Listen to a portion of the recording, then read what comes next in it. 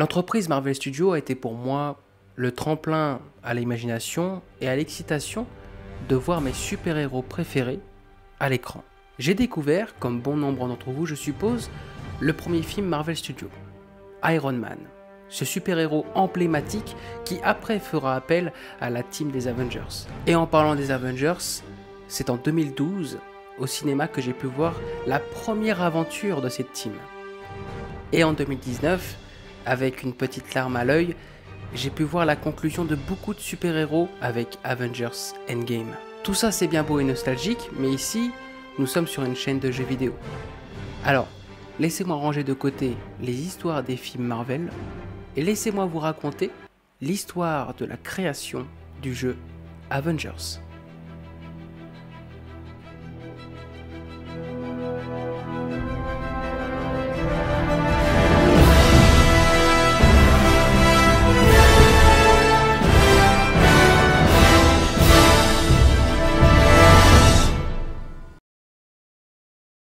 Après les très grands succès des films Marvel au cinéma, Marvel Games, une branche de Marvel Studios dédiée aux jeux vidéo, eut la bonne idée de vouloir faire des jeux vidéo.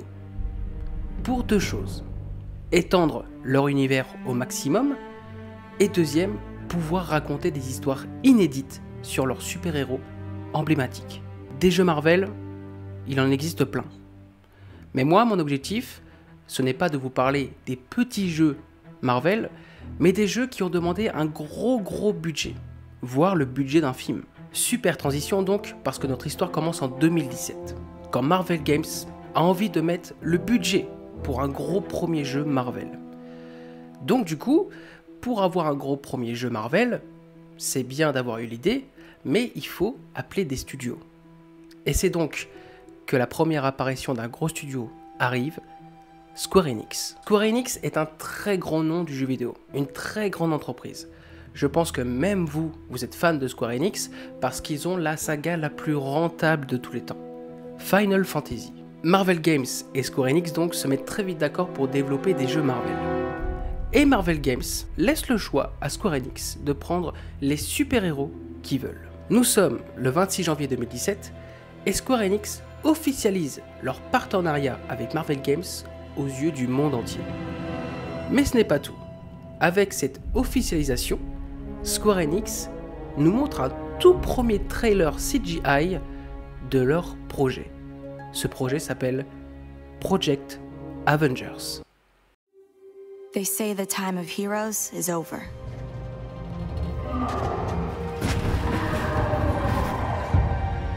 That if you're different, you're dangerous.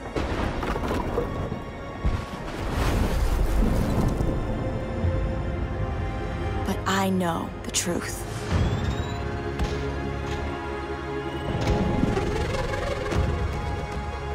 The world will always need heroes. We just need to reassemble.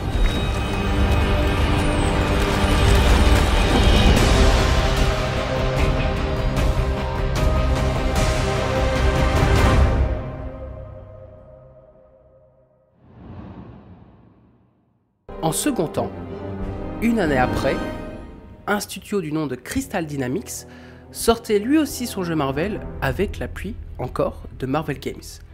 Ce jeu, vous le connaissez tous, c'est Marvel's Spider-Man.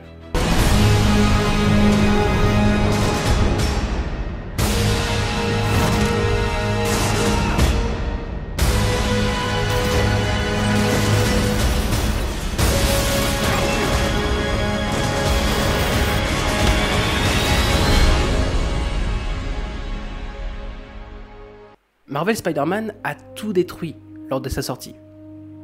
Des ventes énormes, un succès planétaire, une histoire très bien écrite, bref, Marvel Games et Crystal Dynamics avaient frappé fort en 2018.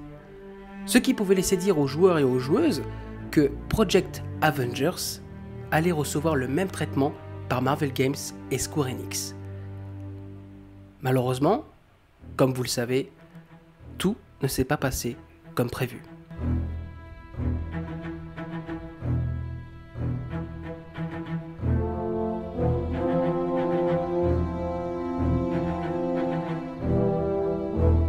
En 2019, alors que les fans commençaient vraiment à s'impatienter, Square Enix dévoile un second trailer pour Project Avengers. Et les retours des fans et des joueurs ne sont pas bons du tout. Hello, San Francisco!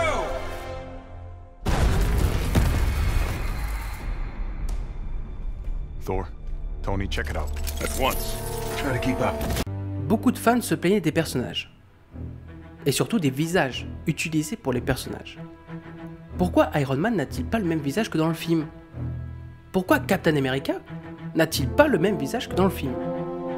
La polémique autour du Project Avengers commençait à enfler déjà avec le second trailer. Square Enix a pris vite fait la parole pour désamorcer tout ça, en disant que le jeu se voulait totalement inédit, donc qu'il ne se passe pas dans le même univers. C'est pour ça qu'ils n'ont pas pris le risque de numériser les visages des acteurs pour les mettre sur les personnages.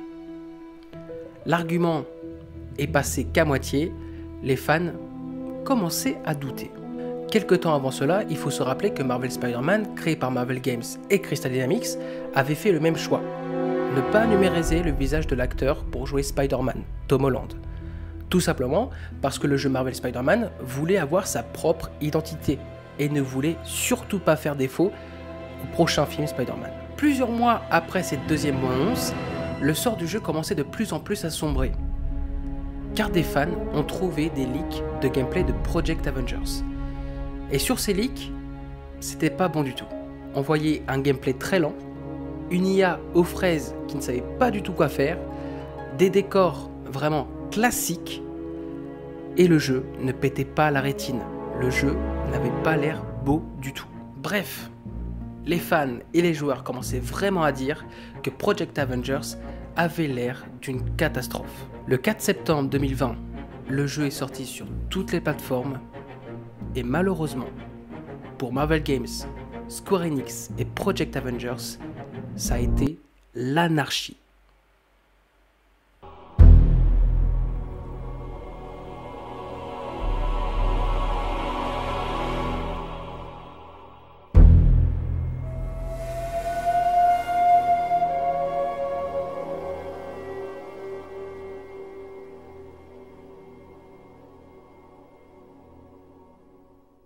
Pour les joueurs, à la sortie du jeu, c'était trop.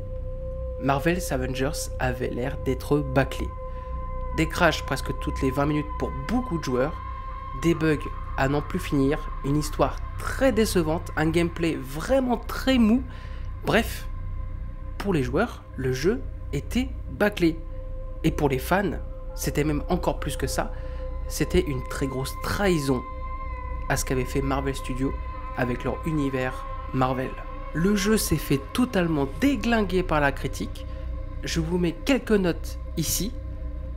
Personne n'avait prévu ça.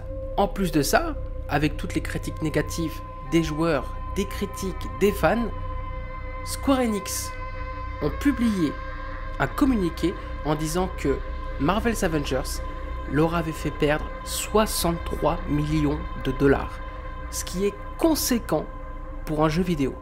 Donc, Marvel's Avengers, créé par Marvel Games et Square Enix, a été un échec commercial. L'histoire du jeu est simple, je vais vous le faire en 2 lignes. Nous suivons une jeune fan de super-héros appelée Kamala Khan. Celle-ci se voit offrir des super-pouvoirs et pendant l'Avengers Day où les Avengers font des selfies, vont parler avec leurs fans, une invasion a lieu. Les Avengers vont essayer de contre-attaquer cette invasion, mais en vain. La ville est détruite. Les Avengers sont pensés morts, mais non. Les Avengers vont essayer de tout faire pour découvrir qui est l'auteur de cette invasion et l'arrêter. Je ne vous en dis pas plus pour ceux qui voudraient faire l'histoire. Moi-même ayant joué, l'histoire ne m'a pas convaincu du tout. À part quelques moments où j'ai fait waouh ou qui m'ont fait sourire, j'ai beaucoup plus subi mon aventure. Marvel's Avengers avait tout pour être un bon jeu Avengers.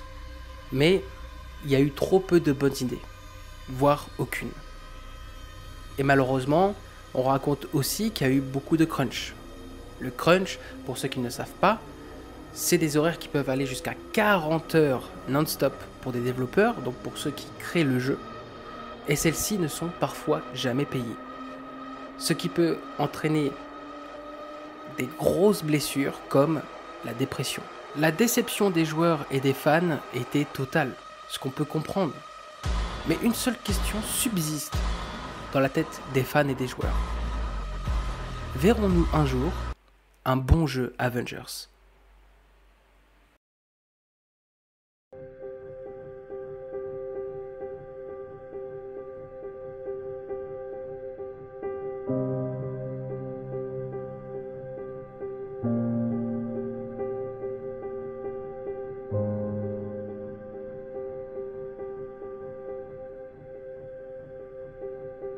Il va falloir attendre presque 1 an pour que Marvel's Avengers soit un jeu potable.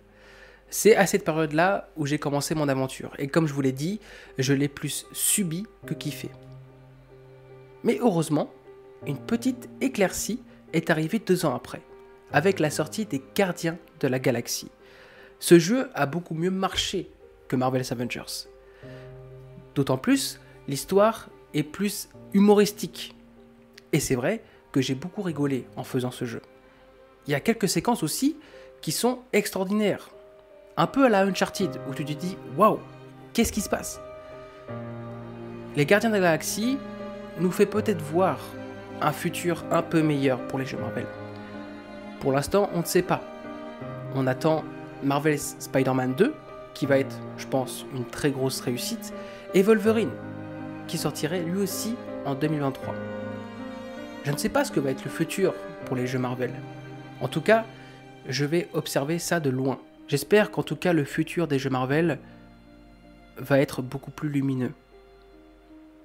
J'espère que nous n'allons pas avoir une deuxième grosse déception. Parce que la première déception, ça peut aller, mais ça nous reste ici. La deuxième déception, je pense que beaucoup de joueurs partiront.